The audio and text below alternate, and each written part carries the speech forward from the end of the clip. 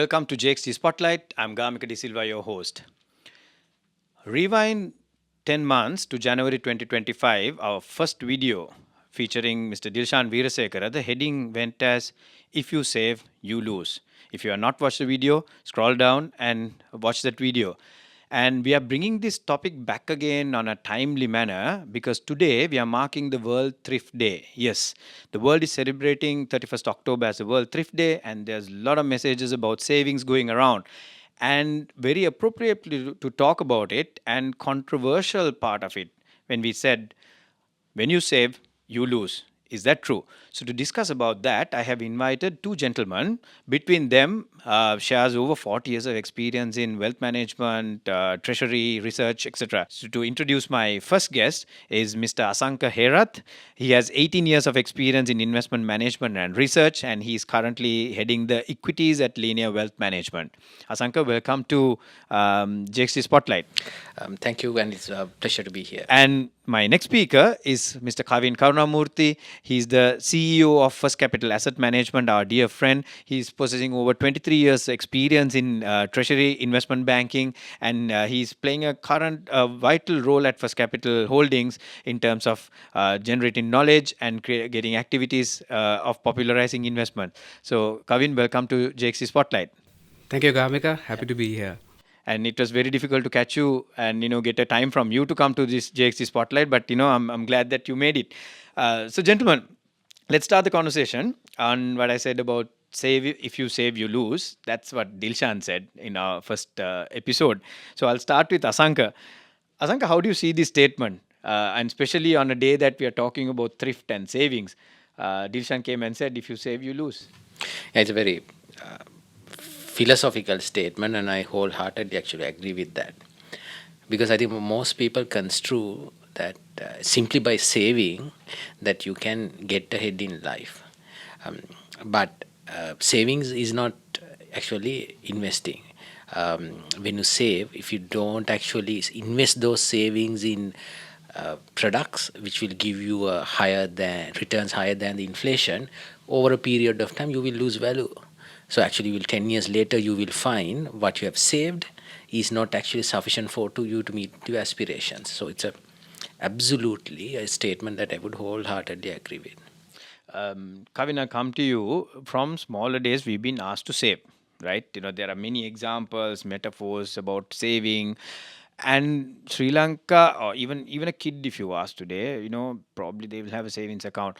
How do you Sri Lankans are lacking in terms of knowledge of investment. Investment seems a big word for us, and it's a little scary to be for a layman. Can you simplify this to our followers? Yeah. So investment, first we'll have to see why do you invest, right? And why do you save? So there's a difference between saving and investment. Usually we are taught to save because we want to achieve financial freedom. So what is this financial freedom about? So I read a book, Rich Dad Poor Dad. The author says, Robert Kiyosaki, he's saying that anyone can achieve financial freedom, but they will have to first learn and then work on it. Right. So those are the two key aspects. First you learn and then work on your financial freedom. So what is financial freedom? Financial freedom is that you have the peace of mind that you wake up in the morning, that you can do anything you want because you have achieved that freedom. So basically, once you achieved financial freedom, you also will have peace of mind, and then you have enough time to spend on whatever that you want to do. Absolutely. So is saving going to help you in achieving financial freedom? If you look at overall, it's a no. It's a no, because only investment can give you a financial freedom. Right. And yeah. So I don't think Sri Lanka, by and large, has not spoken about this topic enough. I think that's the appropriateness of we are talking about it. No, on in terms of the Rich Dad Poor Dad also, I think in the book also talks about building your passive income, that you don't become a slave for the regular income, right? And that's the financial freedom. So Asanka, I'll turn to you on the same question about financial freedom. Is it a reality? I mean, I'm sure that there are people who have achieved that. Let's take the non-investing community. How do you advise, as an experienced investment banker, how do you advise them in terms of understanding this and starting their journey? Right. I mean, I'll quickly start on from what Kavin mentioned. So financial freedom is that having that freedom to do what you want to do in life, having those financial resources. And if you have to start on that journey, first thing you need to understand is that what you want to do in life. Let's say if you're in 20s, you probably have about 55 years or 60 years to go. If you're in your 30s, you have about 45 years to go. So you try to figure out what do you want to do in the balance remaining part of your life, and what do you want to do for your loved ones. So then you get that entire kind of bucket list.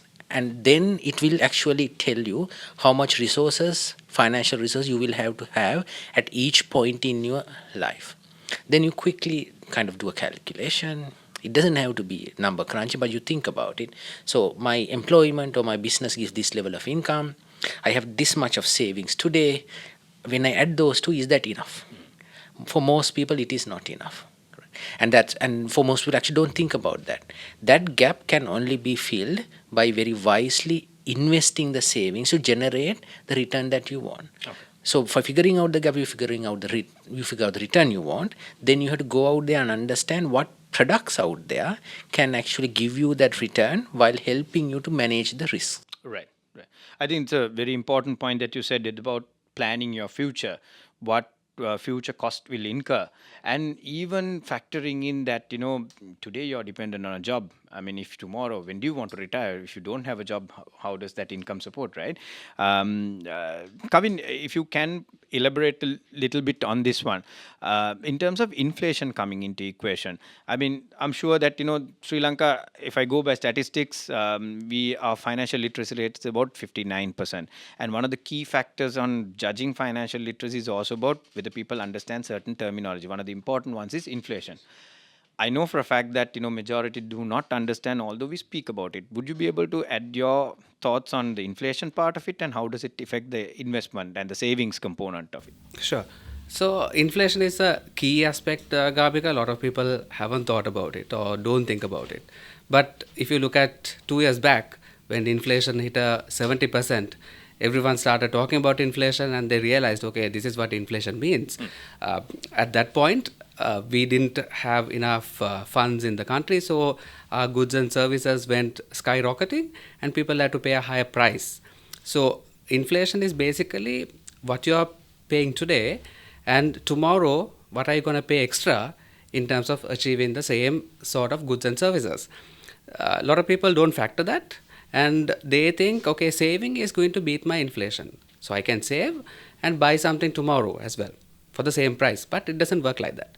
If you look at the normal savings rate is about 3 to 4% maximum, and the average inflation rate has been over 5%. And even the central bank is predicting that the next year inflation can touch a 5%. So are you really beating inflation? You are not. You're losing because your you're money. losing your money. Yeah. And there is a general myth among all Sri Lankans: during my retirement, I'm going to get my EPF or ETF, and that is sufficient. But you're looking at 20 or 25 years ahead, and you're not looking at time value of money as well. Absolutely. So those are the two key factors that anyone should think and learn, that one is inflation and then is time value of money. Absolutely. Am I going to get I'm just saying for an example, if you get a 10 million rupees out of your EPF 10 years down the line, is it sufficient enough to meet that expenses at that time? That time, yeah. Because you always look at the future and Exactly. yeah, okay. So very, very important. So I must also confess that I too didn't have this knowledge, and I wish that this knowledge was given to us when we were 20s. And fortunately, this generation is fortunate enough. We have this type of discussions. There are enough and more material and discussions on YouTube as well for people to learn. So my confession is, I've been a banker, of course, in marketing, but until I met Kavin, I didn't understand this part of it. And he had this crash course for me and explaining about the funds, etc. So let's go into that. Maybe I'll start with Asanka on this one. If somebody is completely new to investment, right? Hearing about this from us and getting inspired, okay, I need to start my investment journey at least now. Where should somebody start? How do they understand? Where should they go? Let's break it down into smaller, understandable pieces. Yeah, in a sense, tough question. I thought that will be an easier question to answer, because I think in certain countries you do have websites, blogs, etc., purely focused on investing. If you go there, you can actually identify, customize for that country, what are the tools, etc., to use and how to start the journey. So, in my mind, I don't think we have a particular source as such. So, I think obviously, first thing is that you can actually get slightly smarter about how you invest at banks. You can think about what are the products that you own. So, I mean, are you carrying too much money in savings accounts? Should you put into FD, and should that FD be a 1 year or 2 year? Then, in addition to that, the deposits, etc., you actually have the think about the government securities, the treasury bills, the bonds, etc. Now, in addition to that, you actually have what is called unit trust, the mutual funds. There's a website, and also if you generally do a web research, you will find that information to understand. My another source actually can be actually speaking to people who are a little bit more experienced. There are, compared with about 20 years ago, the concept of investment advisors, investment managers are a bit more popular. So approach them, even if you actually don't invest with them, try to see what is out there. So I would say two things: start that education early, and second thing is experiment a little bit without risking too much skin.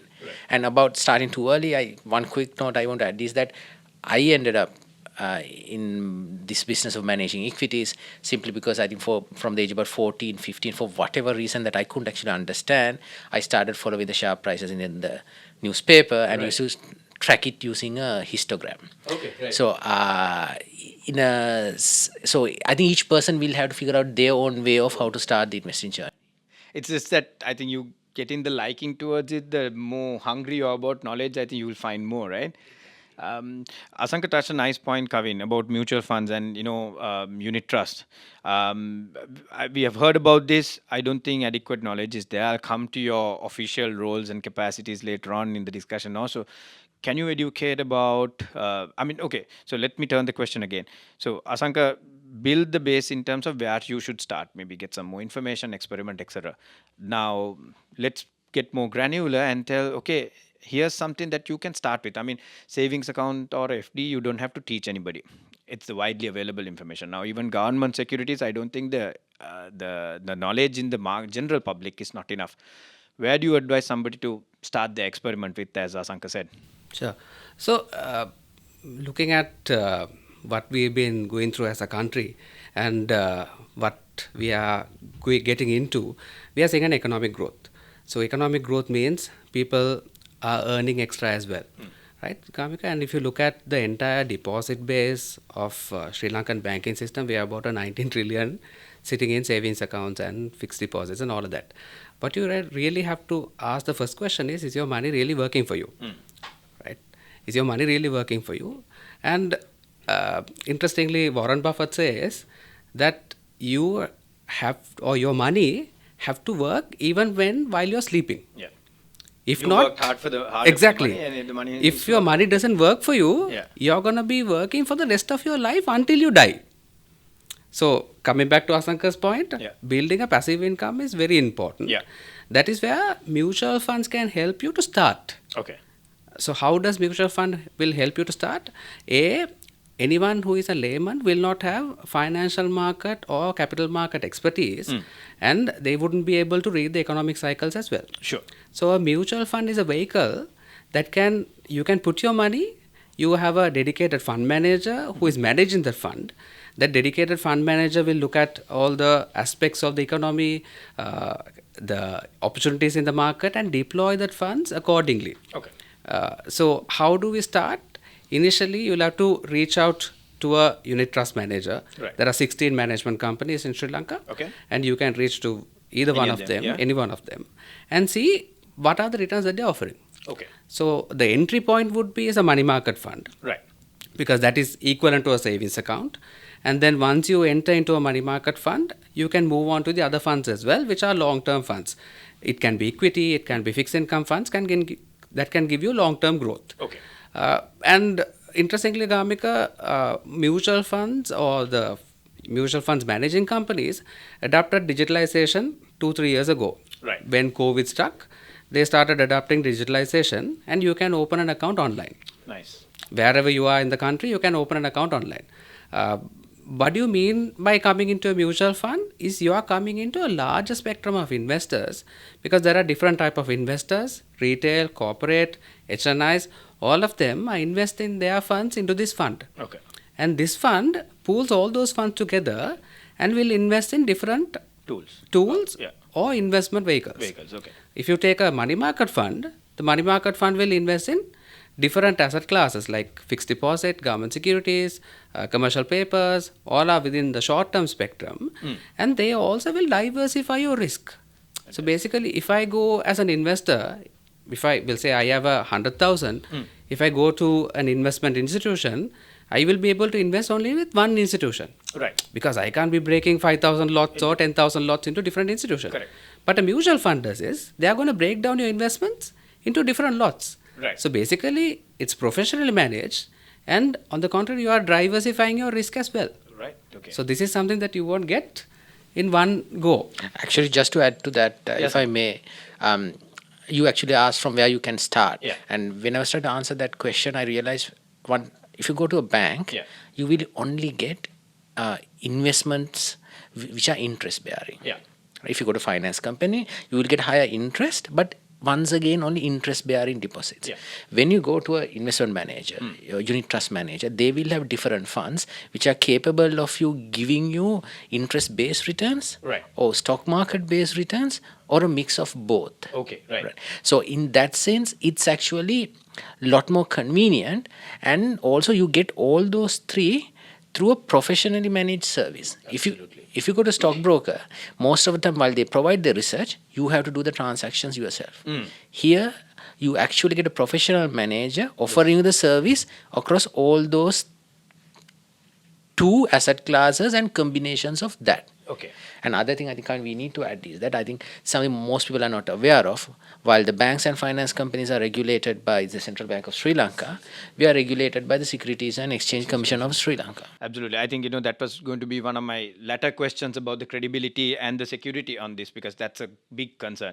So I think both of you touched a nice point in terms of, how what you mean by mutual funds and the asset classes they invest. So I think the confidence to our followers for the future investors would be there's a credible fund manager with experience who will manage the funds on behalf of you and give you the best possible return coming in. Now, leading from there into the equity side of it, Asanka, you're expert on that one, and probably you can advise us. Now, equity markets, yes, there is an equity fund that you can invest through mutual funds, and also you can go into the stockbrokers also. Now, for me, until I joined this organization, it was also a little bit, how do I say, over the top, and I couldn't understand heads or tails about it. Would you like to break it down and make it a more simpler? And what should our followers know about equity markets, and where should they be looking at? Right. Okay. Let me quickly explain the key difference between coming through a stockbroker and coming through a equity fund. Right. If you come through a stockbroker, essentially through the stockbroker's digital platform, you will put some money and you go buy and sell shares, and and they will provide you the research. But the thing is that market is so large, there are so many other larger investors, you probably may not have the necessary expertise or access to the flow. Absolutely. That even if you have 100 million rupees to invest or 500 million rupees to invest, and when you are go with a professionally managed fund, the fund itself is of significant size, so you actually have that fund manager access to lot more information, lot more breadth and depth in terms of research. So when you go through the fund, you actually get that advantage of that. Now I can specifically mention it because at the age of 18, when I started investing, I only had 60,000 rupees. Okay. I took money out of the NSB savings account and invested that. Right. And I thought I was making smart decisions, but when you compared with what I faced then and what I face now, it's chalk and cheese. I mean, as a small investor, you actually, quite for practical reasons, you don't get that access that large investors will get. Absolutely. Moving on to the second part, as the equity markets, where we had a very strong run. And the constant question I get day and night, is the market overheated? Is this run speculative, etc.? I'm of the firm opinion, for a very fundamental reasons, this is just a beginning of a fairly lengthy bull run. Returns may get normalized, but actually the market might get re-rated further. I have a very interesting analogy I want to share. Sri Lanka's recorded history of treasury bills is about 55 years. Okay. Right. In the recorded history of treasury bills, starting from 1970, that at no point has the treasury bills yields or the interest rates have been at these levels for a period not more than 1.5 years. Right. There have been situations where it has been lower, but it has picked back, up, yeah, bounced back. And it has come down, those times in the past, it has come down due to reasons like money printing, which is not sustainable. Okay. Now, of course, we might be at the cusp of a fairly lengthy, at least 3 to 4 years of lower rates. Okay. So, with each passing month, I think the individuals and the institutions are going to find it's a lot more costly to have a excess allocation into fixed income. Right. Anyway, fixed income is tax high. Yeah. So with every passing month, you should see more domestic flows to the equities. And that level of asset allocation change at the aggregate level means you don't necessarily need foreign flows for this market to remain strong and healthy. And I want to just complete my answer to that question with this. The fact that we haven't had a period like this since about 1970s means not even the senior most decision maker in the country would have witnessed in their lifetime. So there's a strong anchoring bias in our society which favors investing in fixed income and which makes them worry about equities. Yeah.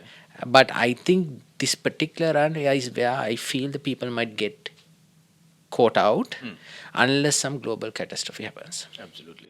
I think it's a very interesting level of stats that you brought in, even taking the last 70-year history about the fixed income and the government bonds, etc. Now, when we say investment, and even on our discussions, we spoke about millions, and he started with 60,000. But for somebody to start with, what's the minimum that you need to come and invest? So Gamika unit trusts opened the spectrum to everyone. Okay. Right. So you can start with 1,000. There you so go. if you want to invest in the stock market, if you can come into one of these funds, start with 1,000 rupees. That is simple as it is. Yeah, absolutely. Right. Now, moving into a very important area, both of you gentlemen hold a very important position in this organization, Unit Trust Association of Sri Lanka. I believe Asanka is the treasurer, and Kavin, you're the vice president of the association. Very important, timely. I think you guys are planning a lot for the future. Can you explain, maybe, I don't know whom to start with, maybe Kavin, I'll start with you. What's the mandate of the association, and what are you guys planning to do? Sure. So the mandate is quite simple, Gamika. What we want to clearly do is to improve financial literacy. So improve financial literacy to bring in that knowledge of unit trust so people can experience high returns, thereby keeping their money working for them and earning that passive income. So that is the first mandate. Subsequently, we also have certain mandates that we want to work closely with the regulator, because the regulator and the government of Sri Lanka has this important mandate to improve financial literacy as well. So they are going to bring that offering to the curriculum, where people from the younger days will start about investing, start about learning about capital markets. So we want to be that association to enable that growth and to bridge that gap. Okay. So that is our prime goal. Okay. So with that, I think Asanka will further explain. We have lined out certain programs and events in order to enhance that gap. Fantastic. Asanka, would you like to add something on what Kavin said in terms of your action plan and what your plans are for future? I mean, not a lot more to the action plan, but actually wanted to explain one of the key challenge we face, which itself will help the audience, is that there's definite lack of understanding of the investment products, and there's a definite lack of understanding as to what a unit trust is. In fact, there's a sense that unit trusts are unregulated and they are unsafe, etc., which is completely quite the contrary. Yeah. And the fact that they are safer, they are regulated, and how safe they are is the key message as an association we want to take it forward. Now, I mean, as a fairly simple question, the unit trust companies, none of the investments come to their own balance sheets. It actually kept in a custody bank safely. Yeah. Right. There's a professional fund manager. That all those salient features, taking it to the towns, the villages, is probably the larger part of the mandate that we are looking to execute. Very interesting. I think you touched a very important point. One of the questions will arise is about the credibility, trust, and because Sri Lankans, I mean, we can't blame them. They have burned their fingers with investment, right?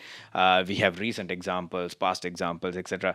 Now, you mentioned saying it's regulated. Colombo Stock Exchange, Securities and Exchange Commission has regulations. Central Bank has visibility over this, and there's a trustee bank associated to all unit trust funds in Sri Lanka.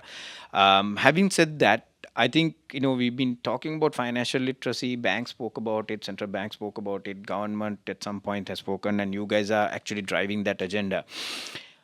How do we, I mean, we have spoken about it for the last few years. I haven't seen something solid continuously happening. What do you have to say about this? Can this also be just a start, and will this not continue? I think because Sri Lanka needs that. And how do you ensure that this is a sustainable effort in terms of building financial literacy, especially from the Unit Trust Association point of view? I think we have a 2-year plan and a 5-year plan, and that entire plan's focus is actually increasing awareness about the unit trust, but also the general investment literacy. In fact, we are also, in addition to just creating awareness of the products, we are planning on rolling out a series of events at some point about helping people plan their financial wealth, how to grow it. So what we are hoping is that small step we are going to take, starting which we have started by end of October, will continue across major towns like Kurunegala, Mathara, etc., and help educate the public. Fantastic. In addition to that, we'll probably have more print media visibility, which will help a much wider audience understand what we do. I, of course, unfortunately don't see this as a something which can be addressed overnight. Absolutely. Improving investment literacy in Sri Lanka will take time. It's a continuous journey. It's a journey. Absolutely. I think fantastic. I mean, kudos for taking that first step, and I wish you all the very best on that journey. Coming back into our investment portfolio, investment topic. Now, what we know day in, day out is you go to a bank and open an account and manage, and we address this at some point. Does this argument mean that you don't have to bank, or you come with your investment for the investment company or the unit trust only? So, being a previous banker, Gavika, I think it's you should bank. You should have your bank account, because that's going to be a transactional account. So, while having the transactional account, have an investment account also with a unit trust, and then explore the capital markets, because capital markets are going to give you growth in your money. So you need to grow your money, because that's going to give, ultimately that's going to grow a country as well. Absolutely. Because the more wealth you create, the more financial freedom that you achieve, and you're not reliant on the government to give you freebies or anything free. Absolutely. Because you can spend on your own. So that is the final goal. We don't have to be forever a developing country, and that journey starts from there, I guess. Yeah, Asanka, your thoughts on this? Yeah, I'm just trying to smiling and see whether I can avoid that question. Having banks in the portfolio means we have a lot of friends at banks as well. But I'll try to answer the question by explaining how banks work different from fund management companies. So banks take money from depositors, keep a margin, and actually lend it out. For banks, profits depend on the margin between what they pay the depositors and what they charge from the borrowers. Yeah. And so, in a sense, they are incentivized to keep the deposit rate low and the lending rates higher. Yeah. Fund management companies, by comparison, actually generate business by providing return to their clients. So they are incentivized to provide a higher return. return. So that is why traditionally why in the fund managers returns even on the safest product like the money market fund, which actually invests in treasury bills, bonds and bank deposits, tend to have at least at most time about 100 to 150 basis points higher return than a traditional savings account, if not a much more higher premium. So should you be with banks? Definitely, because the banks can provide a host of very important services that fund managers can't provide. Yeah. But when it comes to your financial planning, to hitting that goal for financial freedom, you need to have a diversified portfolio, and that's where you need the services of unit trusts and the fund managers. Absolutely. Very nicely articulated and well said, Asanka, on that one. So also, I think the importance of being in the banking system also it builds your credit worthiness. Obviously, like the consumers will need their lending at some point of time, and your transactions with the bank will also build your credibility in terms of creditworthiness. So we spoke about investment and returns coming in, and obviously from a potential investor's point of view, those who are aware of the taxation we've been talking about during very specifically about personal tax, income tax, withholding tax, and some of the taxes being changed. How does somebody get affected by taxation by coming into investing with a mutual fund or equity markets? Would you like to enlighten us on that, Kavin? Sure, Gamika. That's definitely on a spotlight for sure. But yes, so on taxes, Gamika, the main what anyone would do is talk to their tax assessors, because there are lots of tax efficiencies that can be exploited through the unit trust. Right. And also on the equity market, anyway, gains are tax free. Okay. Completely. So anyone who wants more tax advice or want more tax efficiencies, they should talk to their tax advisors and then approach investments, and especially unit trust can be extremely tax efficient vehicle that they can exploit. Interesting. So I think the time is against us. We need to come for a conclusion of our interesting chat. Any last thoughts or any advice or any last messages that you would like to leave to our followers? Asanka, yeah. So I think start early, right? I think that I want, that's the most important thing I want to emphasize, and there's no one source per se, but the fact that you need to start early and that there's no one source per se might make it more challenging, but it's a challenge that everybody needs to take on. If you postpone, you are probably compromising your long-term financial freedom. And when you start this journey of investing, take a carefully measured approach where you think about your risk and that you experiment with a degree, only the degree of skin you are willing to lose. Yeah. And as you become more educated about the products, you can increase the level of exposure you can have for different asset classes. Fantastic. Kavin? Same thoughts, Gambika, start early. I would cut it short, maybe start today. Yeah. Because it's on a right day. You're talking about World Thrift Day. So start today and then approach a professional fund manager who can give you advice, better advice in terms of how you can deploy your funds. And then start small with them as well, because you can start with 1,000 rupee and see how this entire universe work, and then start building your wealth. Thank you. So the benefit of our followers and for the general public, to find out more about Unit Trust Association, where should they reach?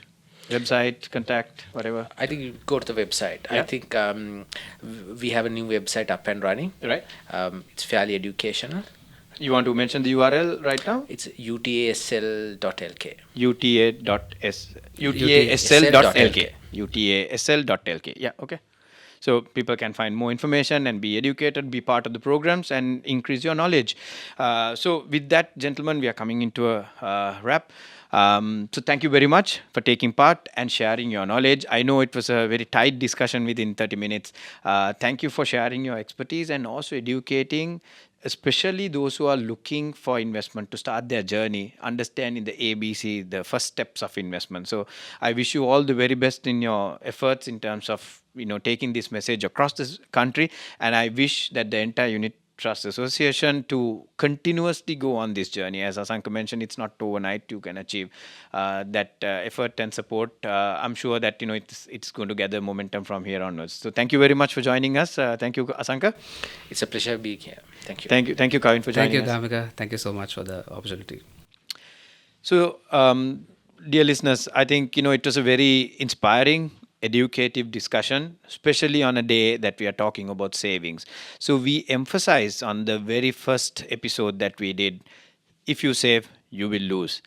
Uh, Look at investment to build that passive income coming to you, and understand this journey. As this gentleman explained, you don't have to have millions to start investing. Start with a small 1,000 rupees. Experiment, grow your knowledge. More knowledgeable you are, you will understand better in terms of tools which are available, etc.